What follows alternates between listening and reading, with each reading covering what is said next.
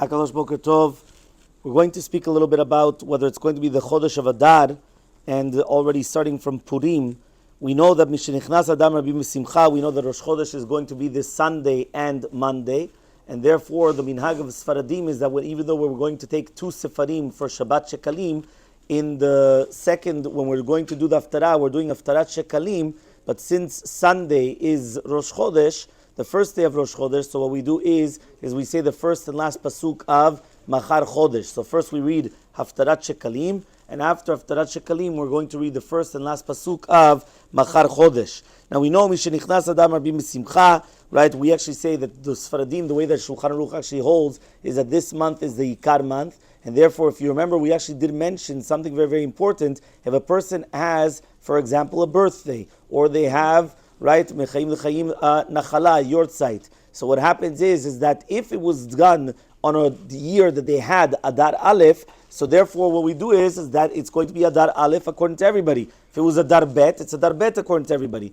But if it was going to be done on a regular Adar year, so therefore, to do with the Nachalot, there's actually a machloket between Maran and the Ramah. In Tav Kusamechah, we're talking about in Ilchot, when we're talking about Taniyot and other things as that. So therefore, according to Shitat Ashkenazim, they would do the first month, but according to Sfaradim, we do the second month. Remember that the second month is going to be the Ikar, is going to be the most important. So that's just the first halakha that a person just has to understand, that it's going to be to do with the entire concept of the... how do we call this? Whether it's going to be the Adar Aleph or Adar Bet. Now, for us, when we're going to come and we're going to speak about what do we do exactly, so we have the four parashiyot. The four parashiyot, which is going to be this Shabbat, is going to be Shabbat Shekalim. Then the Shabbat before Purim is going to be Shabbat Zachor. So many times there's going to be a pasek, what we call, there's going to be a week in between. So for example, this Shabbat is going to be, which is Parashat Vayakel, is going to be Shekalim.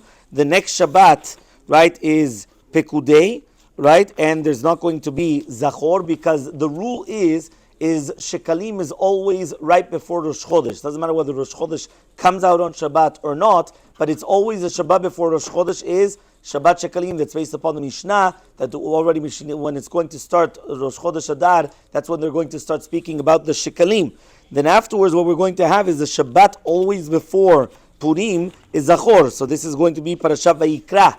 Remember, it's a leap year. Usually it's never Vayikra, but it's a leap year, and therefore, obviously, all the parashiyot are going to be much later. So therefore, the Shabbat before is going to be Shabbat Zachor. We know that Shabbat Zachor is actually Doraita. That's how the Maran is posek, and therefore, it's very important that Haftarah and that parasha, right, of the second Sefer Torah of Zachor, that is going to be the Shabbat afterwards. Once we have the Shabbat, once we did the pasek, we did the efsek, the interruption, next Shabbat, that basically next Shabbat is nothing. So therefore what happens is we need para, right? Why? Because we know that Parashat HaChodesh is always going to be before Rosh Chodesh of Nisan. So if Rosh Chodesh Nisan is going to come out April 9th, which is going to be Tuesday, right? Aleph of Nisan. So therefore obviously the Shabbat before is going to be Parashat HaChodesh. Shabbat before is going to be para. We know the Maran is posek, also the para is doraita. So therefore, even though there's a machloket, a poskim, we are posek that it's doraita. So a person also should be very, very pay attention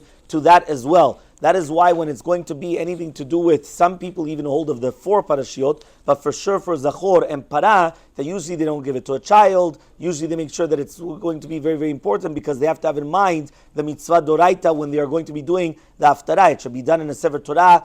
So for example, if you're Sfaradi, you have to actually hear it in a Sefer Torah Sfaradi. You have to make sure, so you can't just, you have to pay attention, be meticulous, whether it's going to be with the Sefer Torah, whether it's going to be with the different readings, and therefore it's important just to have this in mind when you're actually listening to the parashiyot. So therefore, again, here we're starting this Shabbat, Bezrat Hashem, Shabbat Shekalim, right? Again, we're going to take out two Sifrei Torah. We're going to do Minhag Sfaradim, as we do Kaddish after both Sifrei Torah, right? The Maftir is going to be of Shekalim, which is actually Kitisa, last week's parasha, right? The beginning of the parasha of last week, the Rishon, not the full Rishon part of it. And then what happens is that the next Shabbat is going to be a break, and then the Shabbat after that is going to be Parashat Zachor.